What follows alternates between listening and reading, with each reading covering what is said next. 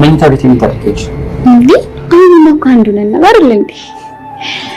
ቆይ መቼ ነው ከዚህ ቤት ውልቅ የምትይልኝ? ተስማማን አይደል እንዴ?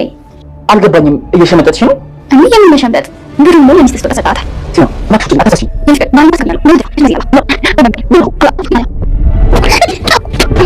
ወይ ምንድን ነው እንደዚህ ያዘጋሽ? እንደዚህ ቆሻሻ አትንካኝ። ማፍቀሬ ነው እንደዚህ ያደረግሽ? ኧረ እባክህ ማፍቀርክ አንተ ፍቅርን ታውቃለህ እንዴ? ጥቅምን እንጂ። ቆይ ምንድን ነው ቢያንስ ጥፋቴን ንገሪኝ። አስጠልተኛል። እንደምትወጂኝ እኮ አውቃለሁ። እውነቱን ልንገር፣ በህይወቴ እንዳንተ ሰው ጠልቼ አላውቅም እኮ። ቢያንስ ጥፋቴን ንገሪኝና አልወቀው። ድብን አድርገህ ታውቃለህ ዳኒ። ይኸውልሽ ሂዱ።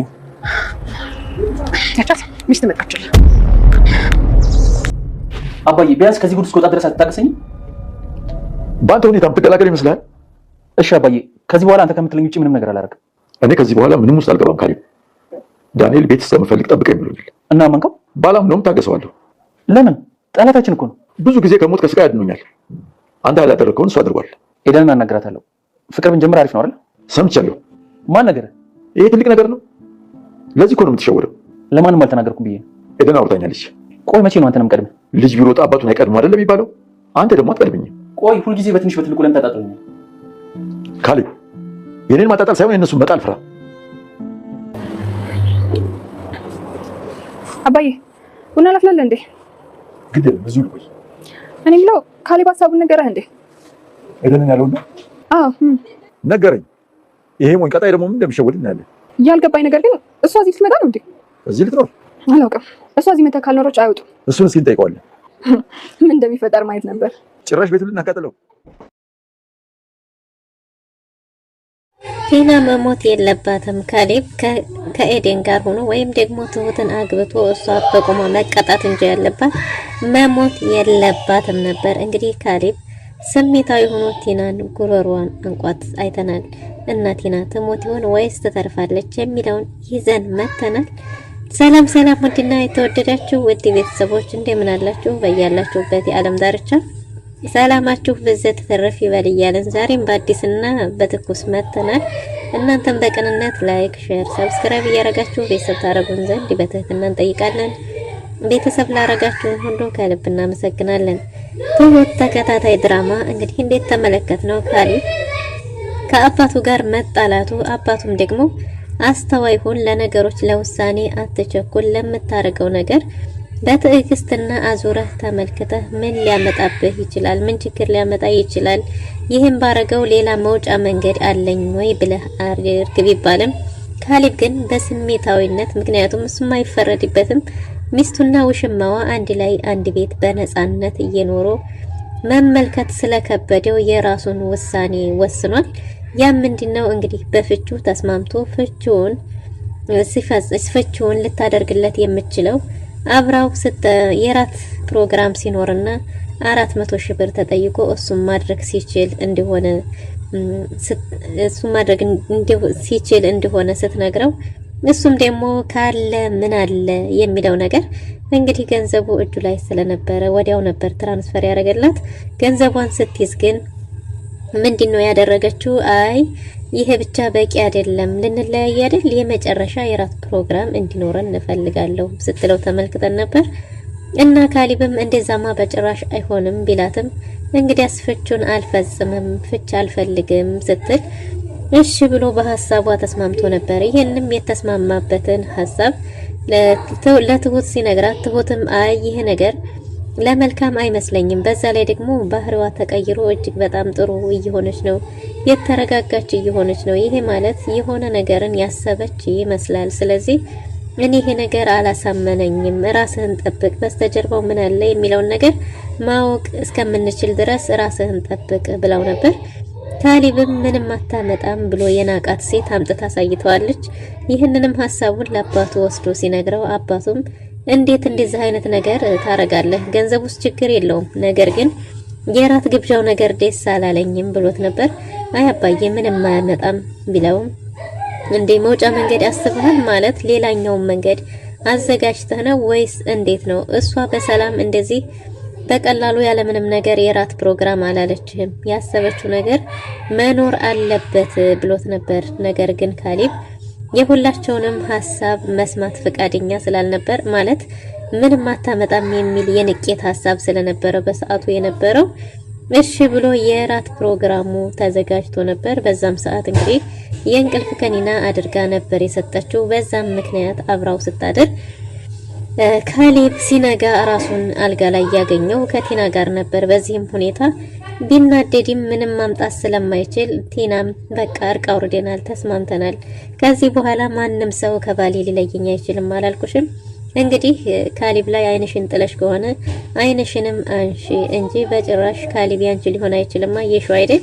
በይቅርታ ተላልፈናል፣ አብረን አድረናል። ከዚህ በኋላ ምንም ነገር ሊመጣ ስለማይችል ልብሽን ሰብስቢ ስትላትም ሰምተን ነበር ትሁትም ያደርግልሽ እንጂ ላንቺ ለኔስ ምንም አይደል፣ እኔ ስራዬን እንጂ ማንንም ሰው አልፈልግም፣ ግን ላንቺ መጨረሻው ይመርልሽ ብላት ነበረ።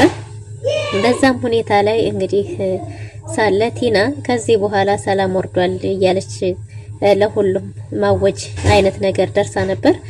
እናም ካሌብ ተናዶ ሄዶ ለአባቱ የተፈጠረውን ነገር ሲነግረው አባቱ የበለጠ ተበሳጭቶበታል። ካሌብ ሰሞኑን እያደረገ ያለው ነገር ደስ ስላላለው ያሁኑ ደግሞ ቲና ጋር አብሬ ያደርኩ ሲለው እጅግ በጣም ተበሳጭቶበት ነበር። በቃ በተቀመጥኩበት እየመጣህ አትረብሸኝ፣ በሰላም ይሁ ተቀምጬ ነበር፣ ሰላሜን አግኝቼ ነበር እና እባክህ ተወኝ ብሎት ነበረ። ካሌብም አንተ የምትፈልገውን ነገር እኮ ተስማምቻለሁ፣ ኤደንን ልጠይቃት ነው ቢልም እሱንም እንግዲህ እንደፈለክ አድርግ፣ ለኔ ከዚህ በኋላ ምንም ነገር ማድረግ ጉዳይ አይደለም፣ ብቻ ጅሬዎችህን አስወጣልኝ ከቤቴ እፎይ ብዬ ልኖርበት፣ አባዬ ብለህ አትጥራኝ እስከማለት ደረጃ ደርሷል። ምክንያቱም ካሌብ እስካሁን ስሜታዊ የሆነ ነገሮችን በስተት እንጂ ምንም ትክክል የሆነ ነገር ስላላደረገ፣ አባትየው ግን በጥበብና በማስተዋል ነበር የሚያደርገው ነገሮችን። ግን ካሌብ ድንገት እየገባ እያበላሸ ስላስቸገረው ለዛ ነበር እንጂ ልጅነቱን ጠልቶት ብቸኛ ልጁ ስለሆነ ጠልቶት አልነበረም። በዛ ላይ ካሌብ ከቲና የቆረጠ አይመስልም ነበር ሁሉ ነገሩ።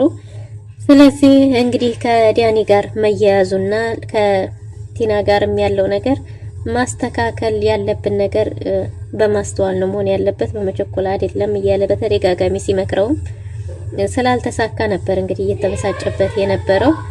እናም ኤደንን አናግሯት ነበረ። ኤደንም በሐሳቡ ተስማምታ ግን ደግሞ የውሸት ፍቅረኛሞች እንደሆኑም ነግሯት ነበር። ነገር ግን ጉዳዩን ደስ ካላላት፣ አካሄዳቸው ትክክል ካልመሰላት በማንኛውም ጊዜ እንደምታቋርጥ ነግራው በዚህ ተስማምተው ነበር የተጀመረው። እናም ወደ ቤት እንግዲህ ዲያኒና ካሌብና ኤደን ዘና ፈታ ሲሉ ቆይተው ወደ ቤትም በሄዱ ጊዜ እይታቸው እጅግ በጣም በተለይ ዲያኒ አሁን ላይ የሚያደርገውን ነገር አጥቷል። ምክንያቱም ወይ ከገንዘቡ ወይ ከገንዘቡ አልሆነ ወይ ደግሞ ከኤደን ሳይሆን ከሁለት ጥግ መውጣቱ የበለጠ አበሳጭቶታል። ያ ብቻ ሳይሆን ቲናን ከካሌብ ጋር አብሮ ማደሯን ሲያቅራሱ የበለጠ ተበሳጭቶ ነበር። ይሄ ልጅ ግን ምን እየተሰማው ነው? አብረሽ አደርሽ ብሎ እጅግ በጣም ተበሳጭቶና በጣም ደብሮት ነበር። እሷም ደግሞ የማደርገውን ነገር አውቃለሁ፣ ለኔ ምንም ነገር ልትመክረኝ አይገባም ብለዋለች። በዛ ላይ ገንዘብ መውሰዷን ራሱ ከሱ ደብቀዋለች። ዲያኒን ራሱ ከዚህ በኋላ ገንዘቧን አሳልፋ ለመስጠት እንደስከዛሬው እወድሃለሁ የምትለው ነገር ራሱ በዚህ ገንዘብ ባጣችበት ጊዜ እሱን ራሱ የሆነ የተጠራጠረችው ትመስላለች። ምክንያቱም ዲያኒን አሁን እንደድሮ ሁሉንም ነገር በቀጥታ እያማከረችው አይደለም። ይሄ ነገር ካሌብን ለዲያኒ ራሱ እንግዲህ ሆኖባታል። እና ቲናንም ትሁትንም ራስሽን ጠብቂ፣ ሁኔታዋ አላማረኝም፣ ለኔ ምንም ነገር እየነገረችኝ አይደለም፣ በዛ ላይ ደግሞ የተረጋጋች እየሆነች ነው። ስለዚህ ይሄ ያለ ምንም ነገር ሊሆን ስለማይችል ራስሽን ጠብቂ ብሏት ነበር። ትሁትም እንግዲህ ባህሪዋ በእርግጥ እኔ ምንም አልፈራም፣ እኔ ጋር የሚመጣብኝ ነገር የለም፣ ነገር ግን ለራሷም ባህሪዋ እኔንም ግራ እያጋባኝ ነው፣ የሆነ መረጋጋት ነገር ይታይባታል ብለው ነበር። የቲና መረጋጋት ለሁሉም ሰው ጥያቄ ፈጥሯል። በዛ ላይ ምን አስበሽ ነው? ወደፊት እቅድሽ ምንድነው? ሲላትም መናገርም አትፈልግም። ብሩንም ጠየቀችው እንጂ ሽምንቢም እንዳላላትና ገንዘቡንም እንዳላስተላለፈላት ቢያስተላልፍላትም ያን ያህል ብዙ ሊሆን እንደማይችል ነግራው ነበር።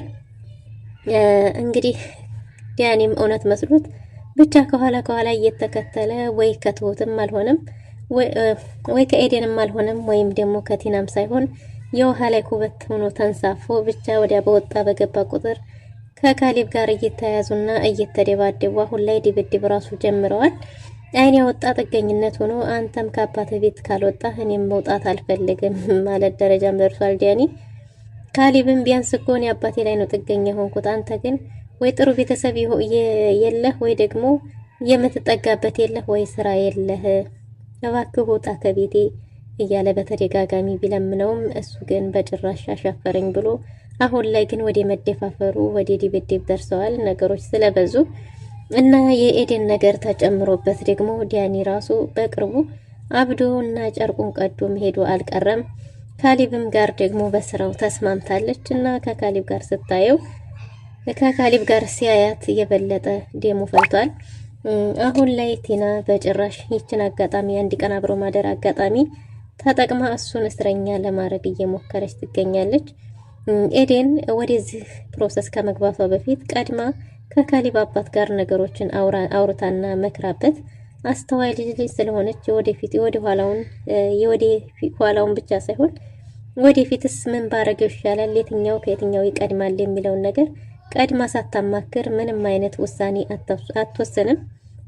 ካሊብ አብረን እንደዚህ አድርገን መበቀል የምንችለው አንቺም እኔም ተጎጂዎች ስለሆንን መበቀል የምንችለው በዚህ መንገድ ነው ብሏት ስለነበረ ላስብበት ብላው ነበርና በዛን ጊዜ ደውላ ከካሊብ አባት ጋር አውርታ ስለነበር ካሊብም ደግሞ ከኤደን ጋር መሆኑን ተስማማን ብሎ ለአባቱ ደስታውን ሊያበስር ሮጦ ቢሄድም አባቱ ግን ሰርፕራይዝ ያደረገው ቀድሞ እንደሚያውቅ ነበርና በዚህ ሁሉ ግራ ተጋብቶ ነበር። እንዴት ነው ነገሮችን ቀድመህ የምታውቀው ቢለውም ኤደን ደውላልኝ ነበር፣ ያን ያህል ትልቅ ነገርም አይደለም ብሎት ነበር። እናም ቤት በመጣ ጊዜ ማናችሁም ቲናንም አንቺም አባዬ አትበይኝ አንተም አባዬ አትበለኝ፣ ብቻ ያመሻሽ እድሜን በሰላም ልኑርበት እና ኮተትህን ይዘህ ጅሪዎችን ይዘህ ብቻ ከቤት ይውጣልኝ ብሎ ስለነበር ይኸው አባዬም አለ ውጡልኝ። ለመቼ ነው ቢባልም አባዬ ቤት እስከምንፈልግ ብትልም ቲና አንቺ አባዬ አትበይኝ፣ እንኳን አንቺ አይደለሽም ቀርቶ የወለድኩት ልጅ ራሱ አባዬ እንዲለኝ በጭራሽ አልፈልግም፣ ማንም ሰው አባዬ ሊለኝ አልፈልግም ብሏል። እናም እንግዲህ አምርሯል ማለት ነው። በዚህም የተነሳ ዲያኒ የካሊብን አባት ብቻውን አግኝቶ ቤት እስከሚፈልግ ጊዜ እንዲሰጠው ቢጠይቀውም እንኳን ለቤት ለመፈለግ አይደለም ቀርቶ እኮ ቤት ተሰርቶ ራሱ ማለቅ የሚችልበት ጊዜ ነው የሰጠሁህ፣ ምን አስበህ ነው ቢለውም እባክህ አባዬ አንድ 15 ቀን ሲለው እስከ ዛሬ ከኖርከው ስለማይበልጥ ችግር የለም 15 ቀኑን እሰጥሃለሁ፣ ግን አስብበት፣ ምንድነው ግድ ሳይፈለጉ መለጠፍ ብሎታል።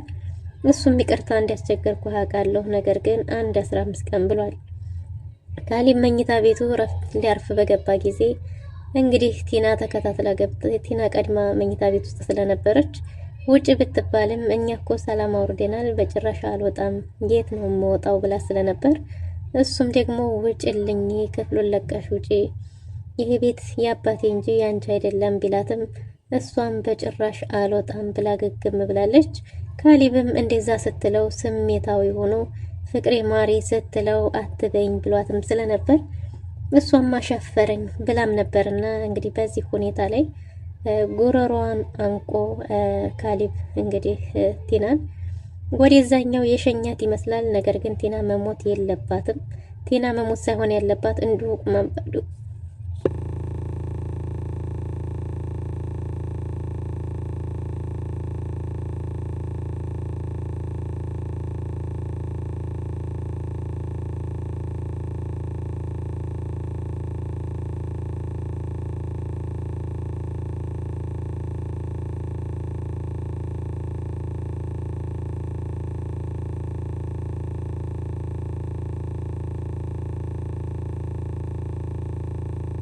ቲና መሞት ሳይሆን ያለባት እንዲሁ ግን ካሊብ ወይ ትሁትን ወይም ኤደንን አግብቶ በቁማቸው ነው እንጂ ሊበቀል የሚገባው መሞት የለባትም ነበር። እንግዲህ እስቲ መጨረሻውን የምናይ ይሆናል። ውድና የተወደዳችሁ ለዛሬ የነበረን ቆይታ ይህን ይመስል ነበር። በቀጣይ እስከምንገናኝ መልካም ጊዜ